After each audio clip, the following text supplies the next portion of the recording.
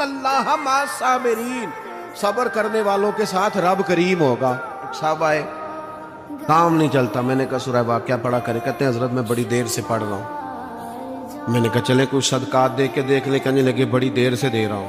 میں نے انہیں ایک اور وظیفہ بتایا، کہنے لگے یہ بھی مجھے کسی نے بتایا تھا، بڑی دیر سے کر رہا ہوں۔ تو میں نے انہیں کہا پھر میری ایک ناقص رائے یہ ہے کہ سارا کچھ کرنے کے بعد اگر ابھی تک پھر بھی آپ سمجھ رہے ہیں نا آپ کی مرضی کے مطابق آپ پر دروازے نہیں کھل رہے، پھر آپ صبر کریں، جو میرا رب چاہتا ہے اس پہ راضی رہ کے دیکھیں، پھر ذرا راضی رہ کے دیکھیں، پھر دیکھیں کہ مالک کا فیصلہ کیا ہے۔ وہ آپ کے حق میں کوئی رحمت والا فیصلہ ہی فرمائے گا، پھر ذرا انتظار کر کے دیکھیں، پھر ذرا صبر کر کے دیکھیں۔